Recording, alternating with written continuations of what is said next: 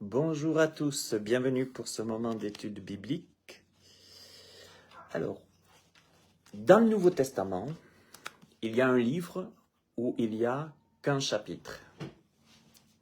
Est-ce que vous le connaissez, ce livre? C'est dans le Nouveau Testament, il n'y a qu'un chapitre. C'est Jude. J'allais dire, je sais pas sûr. Dans l'Ancien, mais ce n'est pas celui-là qu'on va regarder, qu'on va méditer. C'est celui qui a, dans l'Ancien Testament, il n'y a aussi qu'un chapitre. Il s'agit d'un petit prophète, c'est le prophète Abdias. Alors il est difficile à trouver parce qu'il a aussi qu'un chapitre. Donc, un chapitre à 21 versets. Mais il est là, parmi les petits prophètes. Aucun Abdias, aucun de l'Ancien Testament, aucune, ni du Nouveau Testament ne le mentionne. Mais il est là. Et nous pouvons quand même trouver ce prénom Abdias dans le livre des Chroniques. C'était un prénom qui existait donc, dans le temps. Mais personne ne le mentionne, mais il est là. Il est là, c'est le tout petit, là. Personne n'en parle, mais il est là. Et c'est pas pour rien. Que veut dire déjà Abdias? Abdias veut dire, le prénom veut dire serviteur de l'Éternel. Et c'est bien ce qu'il est.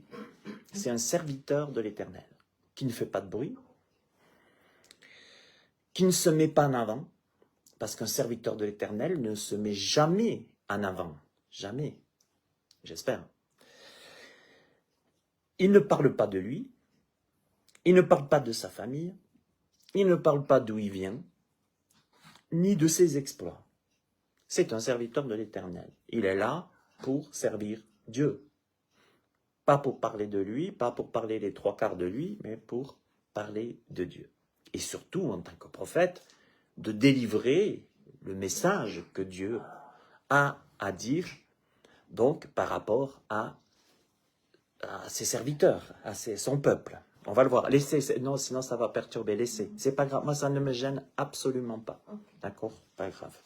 D'accord. Et pourquoi Dieu va-t-il lever Abdias? Abdias va faire deux choses. Un, il va annoncer des versets, du verset 1 au verset 9, il va annoncer la ruine d'Édom, les Édomites, qui est un peuple qui est descendant de Ésaü, en fait. D'accord? Il y a eu Jacob et son frère Ésaü. D'accord?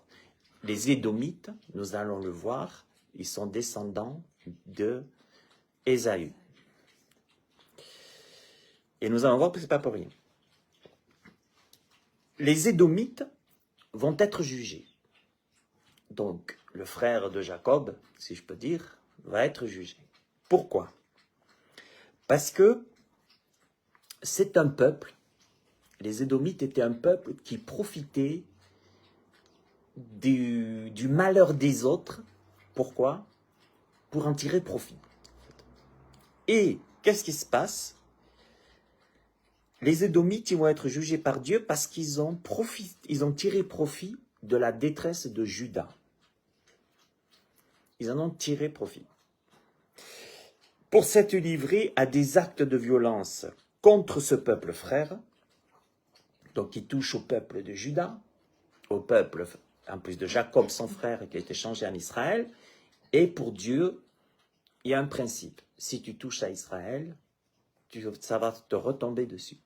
Et c'est ce qui va se passer. Alors, à ce moment-là, comme pour chacun de nous, Juda était dans un moment de désobéissance. Comme ça arrive dans la vie de chaque croyant. Il y a des temps où on va bien, il y a des temps où on est en désobéissance. Et qu'est-ce qui se passe?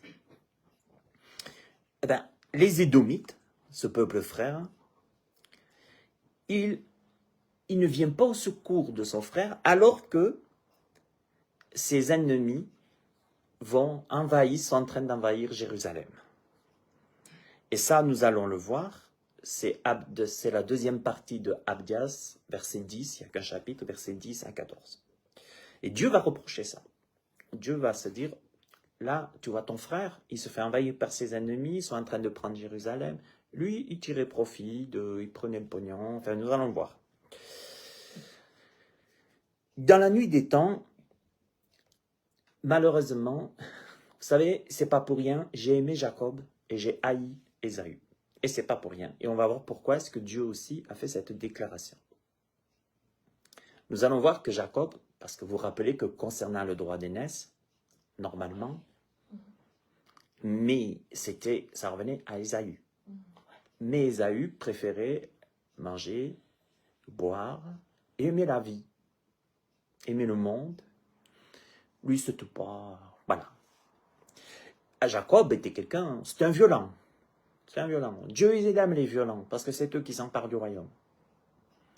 C'est un violent, c'est un filou, oui, on est d'accord. Comme chacun de nous. Ça nous arrive d'être des petits filous. Mais Dieu a choisi Jacob, il a dit, ton nom sera changé en Israël. Mais voilà que les deux frères, il y a toujours eu inimitié. Les Édomites, depuis tout le temps, ils couvraient une haine profonde, ancestrale et profonde, contre leurs frères israélites. Toujours. Toujours, toujours, toujours. Toujours. Et ça a toujours été là. Et il est intéressant, maintenant, de relever, rentrons dans le vif du sujet, le verset 6, je vais vous lire le verset 6 d'Abdias. Ah, comme Ésaü est fouillé, comme ses trésors sont découverts. Qu'est-ce que ça veut dire? Ici, les questions. Ah, Dieu dit, par le prophète Abdias, comme Ésaü est fouillé, comme ses trésors sont découverts. Ça veut dire que Dieu va mettre en lumière tous les crimes dont ce peuple s'est rendu coupable. Et toutes les richesses qu'il a emmagasinées et cachées sont dorénavant mises à jour. Dieu a un principe. À un moment donné, c'est comme ce qui s'est passé avec son peuple d'Israël dans la Seconde Guerre mondiale et autres. Dieu a un principe. Tu peux maudire Israël, tu peux être antisémite. Tu peux voler Israël, tu peux voler Jérusalem jusqu'à un certain niveau, mais à un moment donné, tout va être mis en lumière et Dieu va intervenir. C'est un principe biblique. Ça veut dire quoi? Ça veut dire, vous vous rappelez, c'est comme par exemple même la Suisse, l'argent des Juifs, l'or des Juifs qui n'en a pas eu, qui ne s'est pas servi de l'argent des Juifs. Et c'est une malédiction. À un moment donné, Dieu met tout en lumière. En d'autres mots, ce peuple, il s'est rendu coupable. Non seulement il a laissé son frère, le peuple frère, se faire envahir, mais en plus, il a volé. Il s'est enrichi, il a profité. Vous savez, la misère, le bonheur, le malheur des uns et le bonheur des autres, on dit. Mais Dieu, à un moment donné, va dire au prophète Abdias, lève-toi, va dire que je vais juger Ésaü. Et en effet, ce peuple n'existera plus dans le sens territoire, on va le voir.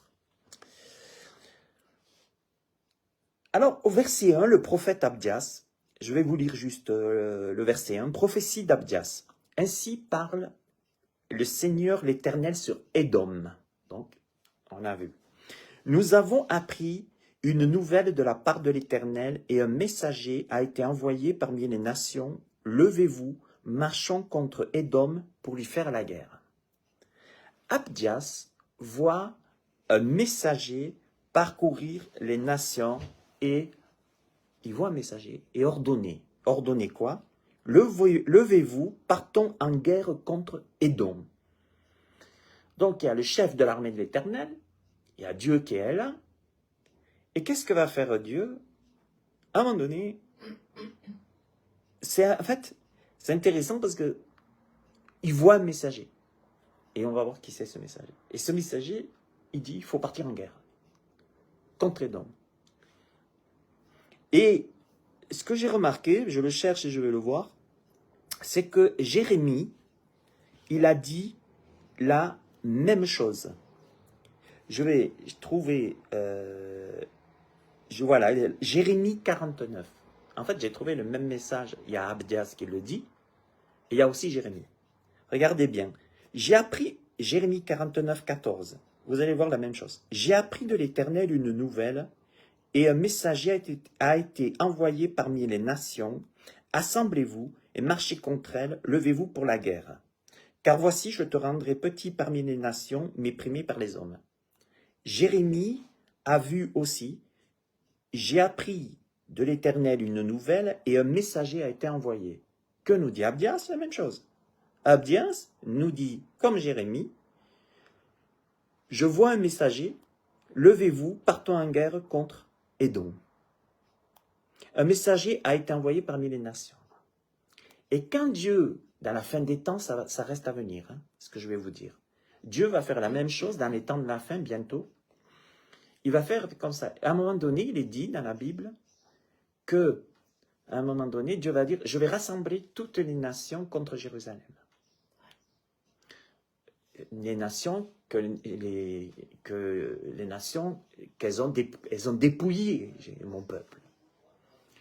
L'antisémitisme a toujours été, et aujourd'hui, les Juifs, Israël, on le voit que Satan, le prince de ce monde, ben, il ligue tout le monde. À un moment donné, qu'est-ce qu'il va faire? Exactement ça. Dieu va refaire ça. Il va envoyer un messager, si on peut dire, envoie un messager, il va inviter les nations à monter contre Jérusalem. Pareil. Comme pour les Édomites, les Édomiens, Édomites. Comme sur tout Édom, les nations, il va les convoquer contre Jérusalem. Pourquoi? Parce que Dieu va régler ses comptes avec eux, avec elles, donc vers Jérusalem, en tout cas Armageddon, la plaine d'Armageddon, la vallée d'Israël, etc. Si on lit les prophéties bibliques, Dieu va à un moment donné, Dieu, c'est pas pour rien que le Christ est appelé aussi le chef de l'armée de l'Éternel. Dans la Bible, il est question de l'armée de l'Éternel. Dieu, à un moment donné, convoque pour la guerre. Parce qu'à un moment donné, quand les crimes sont trop forts devant lui, quand il y a trop de sang qui coule, qu'il y a trop d'injustice sur la terre, à un moment donné, Dieu va convoquer les nations pour les juger. On peut rouler les hommes. Le dernier mot sur la guerre en Russie avec l'Ukraine, il y en a qui disent « Ouais, c'est la faute de l'Ukraine, c'est la faute de la Russie ». Le dernier mot, c'est Dieu qui l'aura à un moment donné. Aujourd'hui, tout l'antisémitisme qu'il peut y avoir contre Israël, le peuple, tout l'antisémitisme qu'il peut y avoir partout en Europe, en Suisse, partout, si Macron et d'autres veulent condamner l'Union européenne, veulent condamner Israël, ils peuvent. Une deuxième tour de Babel est assurée à propos de l'Union européenne. Dieu va un jour confronter l'Union européenne, tous ces trucs. Puisque on le sait que dans le gouvernement mondial qui va se mettre en place, qui est en train de se mettre en place, on sait qu'à un moment donné, Dieu va convoquer ce gouvernement d'ordre mondial, à un moment donné. Mais ce n'est pas au début. Mais il faut toujours regarder au comportement vis-à-vis d'Israël, au peuple de Dieu. Et là, ce qui est terrible, c'est un frère, Jacob et Ésaü. Il y a deux frères, mais c'est une inimité très forte, une inimitié très forte. Les nations qui sont ainsi appelées à combattre contre Édom, alors là, cette fois-ci, par contre, c'est Dieu qui va choisir les nations pour détruire le frère de Jacob. Enfin, si je peux dire la descendance du frère de Jacob. Dieu va se servir des nations. Dieu se sert des nations pour la guerre, pour ses jugements. Les nations qui sont appelées à combattre Édom répondent à l'appel divin et disent « Levons-nous contre Édom pour lui faire la guerre. » Levons-nous contre Édom pour lui faire la guerre. Les nations, c'est Dieu qui va lever ces nations, et les nations vont dire « On va monter faire la guerre à Édom. » Dieu se sert des hommes pour ça. Dieu se sert de l'armée aussi pour ces choses. On sait que dans la première moitié du siècle, écoutez bien, je vais vous dire maintenant, c'est impressionnant.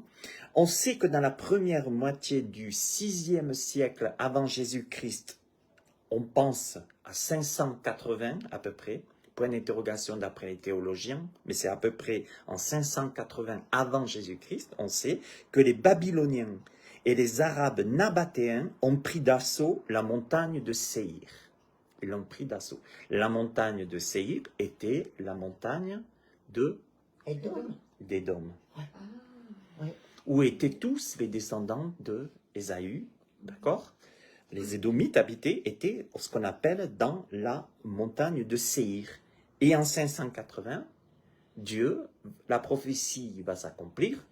Dieu va pousser les Babyloniens et les Arabes nabatéens et ont pris pour prendre la montagne de Séhir. Et ce n'était pas chose facile, parce que cette montagne où ils étaient était très difficile à prendre. Et parce que ce n'était pas pour rien qu'ils se sont mis là aussi.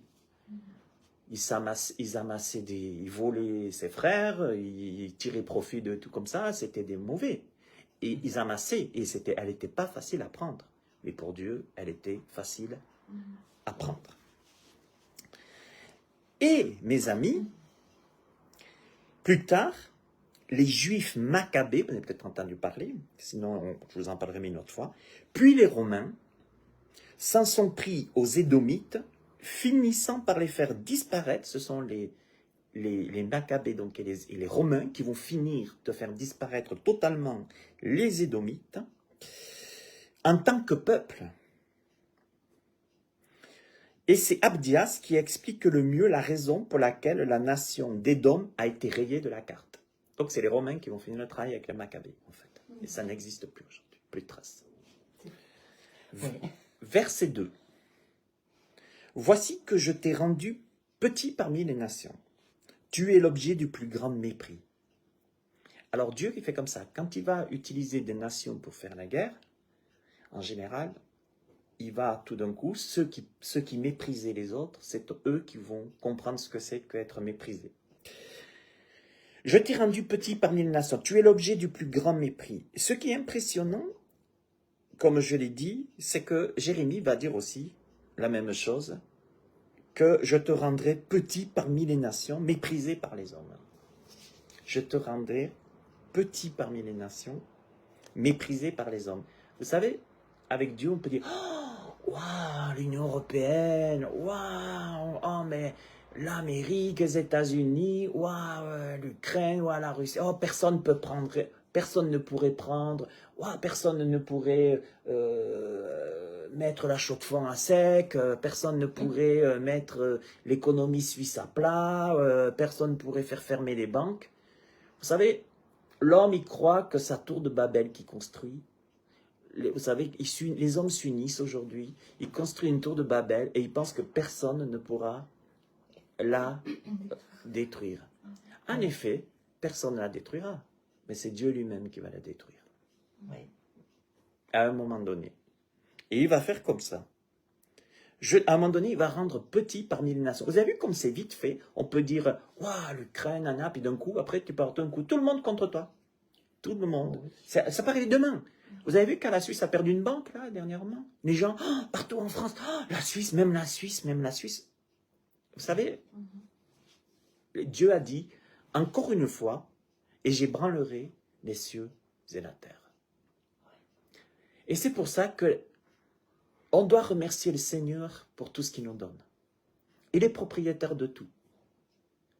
Même quand il nous donne une maison, on le remercie. Mais il est propriétaire. Et il faut faire attention à la façon dont on s'attache aux choses. Et au péché, à ce qu'on fait, ce qu'on laisse entrer. Parce qu'à un moment donné, qu'est-ce que va faire Dieu? Il y a des gens qui disent, oh mais, vous savez, c'est comme le Titanic. Même Dieu pourrait même pas le détruire. Hein. Même Dieu ne pourrait pas le couler. Il y en a d'autres qui ont voulu y aller au Titanic, voir les épaves dessous, ils sont aussi morts. Mais oui. Vous voyez, je crois qu'à un moment donné, il faut qu'on arrête, qu'on baisse un peu plus. Il faut arrêter avec l'orgueil et de remettre Dieu à sa place et de faire attention à ce qu'on fait, à ce qu'on dit, à ce qu'on vote, comment on voit les choses. Parce que Dieu, à un moment donné, il va se retourner. Il y en a qui m'ont dit, mais alors Dieu n'est pas un Dieu d'amour, puisqu'il c'est un Dieu de guerre. Je dis, vous savez, je dis toujours, Dieu est un Dieu d'amour. Et par son amour, quand la folie des hommes, quand le sang, les injustices, quand la folie, parce que les hommes ont voulu reprendre le pouvoir. Dieu, c'est moi, regardez-moi, ma sagesse humaine, regardez. Vous savez, c'est bien avant les Grecs que l'homme se prend pour une divinité. Voilà. Mais à un moment donné, Dieu il va lui rappeler qu'il est né tout nu et qu'il va partir tout nu. Les idoles sont vaines, la Bible dit, elles sont passagères. Hein? Et mes amis, pourquoi je vous dis tout ça? Ce n'est pas que nouveau que Dieu va utiliser les nations pour faire la guerre contre l'injustice croissante. Dieu fera toujours la guerre à un moment donné contre l'injustice croissante. C'est pour ça que je dis toujours, à un moment donné, la Bible a dit, ne vous inquiétez pas, laissez. Dieu dit, à moi la vengeance, à moi la rétribution. Des fois, on a envie de se faire justice nous-mêmes. Hein? Moi, le premier, je suis des fois. Mais Dieu nous dit à un moment donné, ne t'inquiète pas, je vois ce qu'ils sont en train de te faire, je vois ce qui est en train de passer. Ou des fois, il me dit, je vois ce que toi, tu es en train de faire et tu vas voir que si tu ne corriges pas, je vais t'apprendre ce que c'est qu'être un disciple. Hein? Mais à un moment donné, vous savez, tout ce que fait l'Union européenne, tout ce gouvernement d'ordre mondial qui est en marche, tous ces virus, ces soi-disant virus de ci, de ça, enfin, oui, je crois qu'ils existent, c'est pas ça, mais toutes les manigances, tout ce qui se passe en ce moment, je sais que Dieu aura le dernier mot à un moment donné. On peut rouler les hommes. Vous savez, je dis toujours, le diable, il aime bien la télé. Je vais vous dire pourquoi. Parce que devant la télé, il y a des gens, il faudrait les voir de loin, les filmer. Soit ils font comme ça, ou soit ils font comme ça. Mais le plus souvent, ils font. Alors, les médias qui sont au service des plus grands, des plus hauts, parce que c'est là que ça vient l'argent. Hein. Vous savez, des fois, il y a Macron, il convoque secrètement les médias. Lui, il a une chaîne qui raffole, c'est BFM, c'est ça. Alors ça, c'est sa chaîne. Oh, c'est sa chaîne, pleine d'amour, pleine de bisous, qui lui passe tout le message qu'il faut. Mais vous savez, à un moment donné, si on n'a pas la Bible, si on ne connaît pas la parole, si on ne sait pas les choses, on peut se faire rouler. Mais, en tout cas, on n'a pas fini. Dieu utilisera encore les nations pour faire la guerre contre l'injustice croissante. Qui gagnera la guerre entre la Russie et l'Ukraine? C'est Dieu. Mais ça ne veut pas dire que c'est l'Ukraine qui a raison ou que c'est la Russie qui a raison. Mais Dieu, il voit ce que nous, on ne voit pas. Oui. Eh oui. Parce qu'il y a autant des pourris en Ukraine qu'en Russie. Surtout au niveau pognon. Donc, on n'est pas en train de dire, il y en a un qui est blanc et l'autre qui est noir. On a affaire à deux pourris, comme de toute façon toutes les nations. Trouver une nation qui n'a pas de la pourriture, de la corruption financière, ça n'existe pas. Mais le dernier mot, c'est Dieu qui l'aura par rapport au nombre d'injustices. Mais ça ne veut pas dire que Dieu va utiliser les nations pour faire la guerre. Ben, ça ne veut pas dire que Juda, par exemple, avec Ésaü, les Édomites, ça ne veut pas dire que Juda était blanc. Mais Dieu a une façon, tu touches à Jérusalem, tu touches à mon peuple, tu envahis Juda, tu vas t'en prendre plein la tronche. C'est pour ça qu'Israël est toujours en place. Ils peuvent balancer les nations d'alentour peuvent balancer des roquettes, ils peuvent balancer tout ce qu'ils ont envie. À un moment donné, c'est eux qui vont se les prendre dans la gueule. Ça, c'est clair et net. Dieu, à un moment donné, va intervenir. Israël, la Bible le dit, Jérusalem restera à sa place. C'est spirituel. C'est une affaire déjà du diable contre Dieu, parce que Jérusalem, c'est la ville du grand roi, c'est la ville du Messie, c'est la ville du bien-aimé. Et voilà. Alors, revenons à nos moutons. Les Édomites sont très fiers de l'immense fortune qu'ils se sont amassée. Ah, on est riche.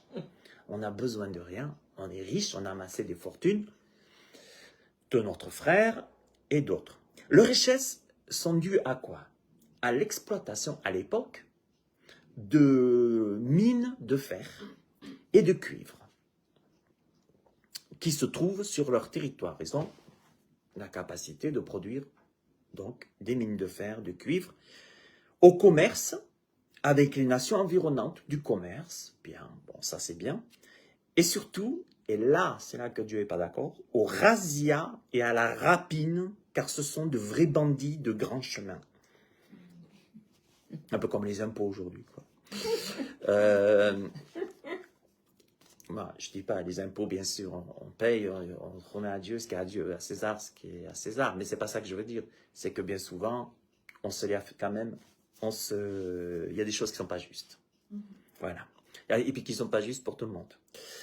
Le malheur des uns fait le bonheur des Édomites. Les rapaces sont là. Dès qu'il y a un petit sentiment ramassé, on va les ramasser. Ils habitaient dans les rochers, sont naturellement protégés. Leur situation géographique fait que leur capitale est facile à défendre, ce qui les rend très difficiles à conquérir. Mais la prophétie de Dieu est là, et surtout, voilà que Dieu va résister aux orgueilleux. Dieu résiste aux orgueilleux, et il fait grâce aux humbles, aux personnes humbles. Cette fin sera d'autant plus humiliante que les Édomites sont un peuple orgueilleux qui considère la force comme valeur suprême. Pour eux, tout est dans la force. Biscotto. Nous, on est forts. C'est comme cette église d'Apocalypse. Je suis riche. Je n'ai besoin de rien. Ouais. Ah, je suis riche. Des super dîmes, des superbes offrandes. Je n'ai besoin de rien. On est forte, on est la meilleure église. Regardez, vous voyez chez nous, vous verrez l'écran plasma. Bon, pas à l'époque, hein, mais maintenant on pourrait dire pareil. Ouah, cette église, elle est grande, elle est riche. Elle est grande, cette église, elle est riche. Regardez la louange, regardez tout ça. Waouh! Et ça, c'est un peu ça. Et alors, voilà que ils se laissent aller à leur pulsion comme Ésaü, leur ancêtre. Ésaü avait la même pulsion que les Édomites. C'est-à-dire, Ésaü pensait qu'il était, alors c'est vrai, on est d'accord, c'est le chasseur, je veux dire, c'est le gars pas violent, hein, voilà. Mais il aimait le moi, il aimait la force, il aimait le monde, il aimait le plaisir, il aimait toutes ces choses. Jacob, c'était pas la même chose. Jacob, il a lutté avec un ange de l'Éternel, et il va plutôt dire, moi je te laisserai pas aller, que tu vas me bénir, hein, tu ne m'auras pas béni. Ésaü, c'était, je laisserai pas aller mon fusil, donc j'aurai pas un truc à bouffer dans le ventre. Lui, c'est moi, le monde, c'est, voilà.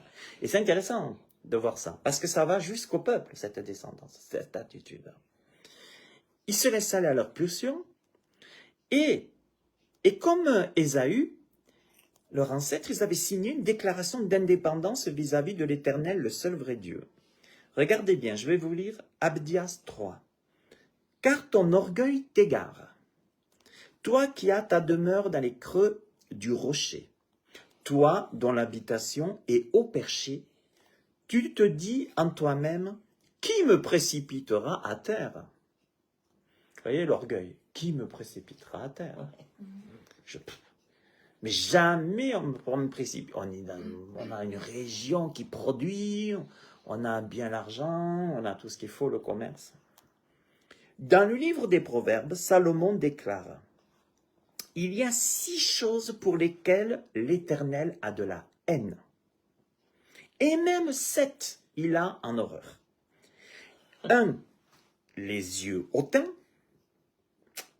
la langue trompeuse, les mains qui répandent le sang innocent, le cœur qui médite des projets injustes, les pieds qui se hâtent de courir au mal, le faux témoin qui profère des mensonges et celui qui déchaîne des querelles entre frères. » Proverbe 6, 16 à 19. Là, Ésaü, c'était normal, les descendants, qu'ils allaient en prendre plein la tronche. La crainte de l'Éternel, je continue, Proverbe 8, toujours Salomon, la crainte de l'Éternel, c'est la haine du mal. C'est la haine du mal. Normalement, quand on craint Dieu, mais dans le bon sens du terme, qu'on l'adore, on doit haïr le mal. Normalement.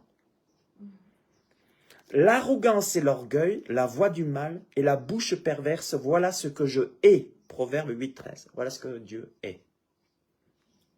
Dieu, qu'est-ce qu'il fait? Ben aujourd'hui, mes amis, je pense qu'aujourd'hui, on est mal barré dans ce monde. La Bible dit, Paul dit, dans les derniers temps, les gens seront hautains. Les gens fanfarons, hautains, amis de l'argent, aimant le plaisir plus que Dieu. Et puis faire du mal, tuer, Vous savez, aujourd'hui, l'homme, il se croit sage, mais se vantant d'être sage, dira Paul, ils sont devenus fous. Parce qu'ils s'appellent fous. Dieu s'oppose orgueilleux, mais il accorde sa grâce aux personnes humbles. Et regardez ce que dira l'apôtre Paul, Philippiens 2, 5, 8.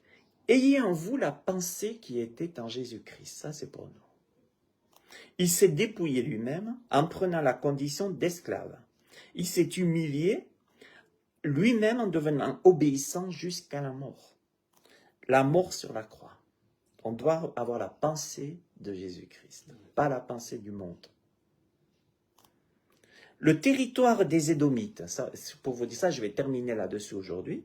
Le territoire des Édomites, j'ai un peu de temps comme ça va. Le territoire des Édomites s'étendait sur une distance d'environ 170 km. Pour les Français, 170 km. Ça, c'était le territoire des Édomites, descendants d'Ésaü.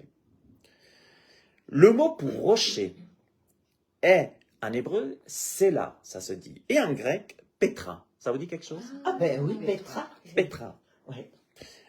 Le creux, je vais vous lire maintenant 2 Rois 14, 7. Le creux des rochers est une allusion à la capitale d'Édom qui est taillée dans le roc. 2 Rois 14, 7. J'ai pas, justement, on y arrive. Nous ne savons pas avec une certitude absolue où elle se trouve, cette montagne, vu qu'elle a été détruite, de Séir, mais tout laisse à penser que Petra, en Jordanie aujourd'hui, qu'elle correspondrait à Petra, ultérieure des Arabes nabatéens qui ont accompli avec les Romains la prophétie de détruire tout le peuple, tous les Édomites, tout ce qui restait du peuple, d'effacer de la terre le nom des Édomites. L'emplacement qui est bien connu. Après avoir annoncé la ruine d'Édom, Abdias 1 à 9, le prophète va maintenant en exposer les raisons. Maintenant, on est dans. Parce que Dieu, quand il frappe, il va toujours dire les raisons pourquoi il frappe. Abdias 10, 14. Jacob représente les habitants de Juda. Et pour bien souligner l'horreur de la conduite des Édomites envers leurs frères de sang, Abdias met ensemble les mots violent et frère. Il les met ensemble. Violent et frère. Et on va voir pourquoi.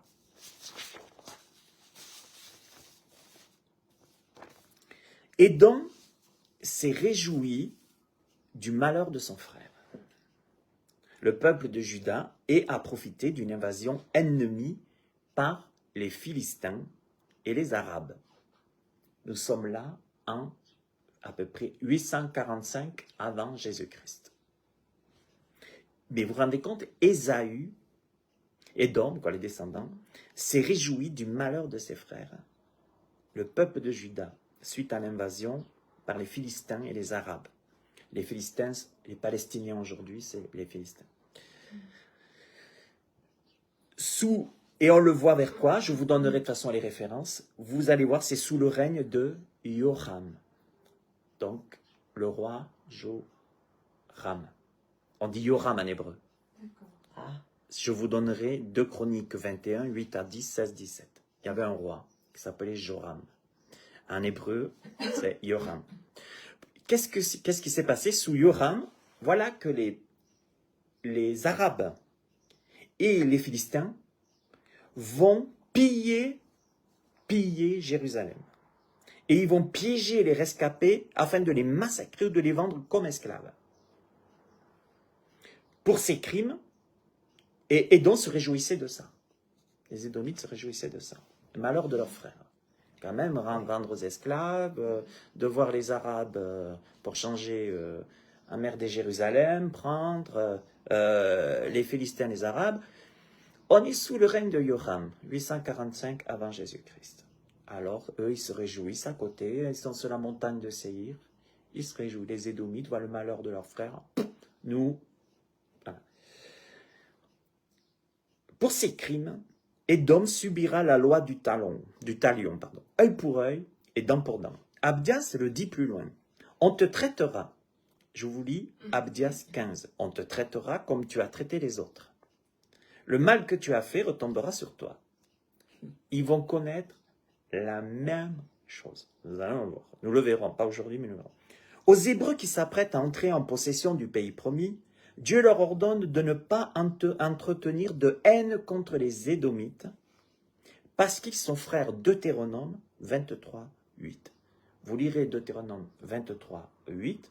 Dieu va dire que Édom, les Édomites, c'est de ne pas oublier que Jacob et Ésaü, et que les Édomites descendent d'Ésaü, et qui sont frères, Jacob et Ésaü. Donc les descendants de Jacob, les descendants d'Ésaü ne doivent pas, Dieu leur demande en Deutéronome, Moïse le demande, le dit aussi, de ne pas entretenir de haine contre les frères, contre le frère. Mais alors là,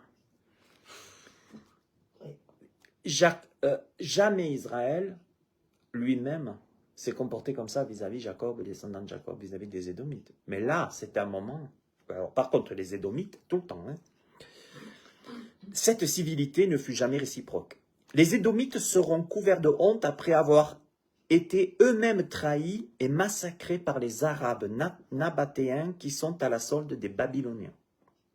Je répète, les Édomites seront couverts de honte après avoir été eux-mêmes trahis, ils ont été trahis et massacrés par les Arabes nabatéens qui sont à la solde des Babyloniens.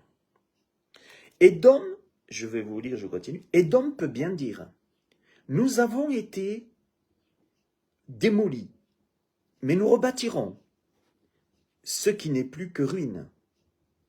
Ils vont dire ça, Édom. Ils vont essayer. Mais Dieu avait dit, c'est terminé, c'est radiant. Mais le Seigneur des armées célestes déclare, eux, ils rebâtiront, moi je démolirai. Oui. Et c'est comme ça avec Dieu. Il y en a qui rebâtissent, qui croient toujours, toute cette mondialisation contre Dieu aujourd'hui, ils peuvent toujours bâtir ce qu'ils veulent. Mais Dieu va les démolir. Ouais. Dieu, nous avons été démolis, mais nous rebâtirons. Vous savez, leur orgueil, ils sont pas... Voilà. Mais le Seigneur des armées déclare, eux, ils rebâtiront, moi je démolirai. On appellera leur pays le territoire de la méchanceté, le peuple contre qui toujours l'Éternel sera en colère. Toujours. Il n'y aura pas, c'est un pays, d'ailleurs qui n'existera plus, les descendants n'existeront plus, mais c'est un pays dont l'Éternel sera toujours en colère à cause de ça. On voit ça ailleurs, c'est comme avec Jéricho, vous vous rappelez avec Jéricho. Donc, quand Dieu maudit un endroit, vous pouvez pas... Il y en a qui ont essayé de reconstruire des choses, mais ça ne tient pas. Si Dieu détruit, s'il y a une malédiction, il y a une malédiction. Si Dieu a décrété là, il n'y aura que de la malédiction, il n'y a que de la malédiction. Voilà. À partir du IIe siècle, avant notre ère, à l'époque des Maccabées, du nom de la famille des prêtres qui dirigent Juda, les Édomites sont cruellement persécutés cette fois-ci par les Juifs. Finalement, les Romains mettent un terme définitif à leur existence en tant que peuple. On est au IIe siècle avant notre ère. Pas loin, hein? Quelques-uns, cependant, trouvent refuge dans les tribus du désert, mais ils sont absorbés et disparaissent. On arrête là aujourd'hui parce que la prochaine fois, on va avoir les quelques versets qui restent et qui concernent la fin des temps. Il n'y a pas beaucoup de versets de Abdias, ce qu'il va dire. Et vous allez voir que ce qui a été, c'est ce qui est, et c'est ce qui sera. Et les nations, comment est-ce qu'on dira à la fin, il va leur arriver la même cacahuète. Mais on le verra la prochaine fois. Le côté prophétique, après, à venir, on le verra. Donc, eh ben, la prochaine fois, en tout cas, il ne me reste plus beaucoup à lire, donc c'est bien, on pourra le finir la prochaine fois. Je salue tous mes amis Facebook, que Dieu vous bénisse, et puis on finira bientôt. À très bientôt, merci.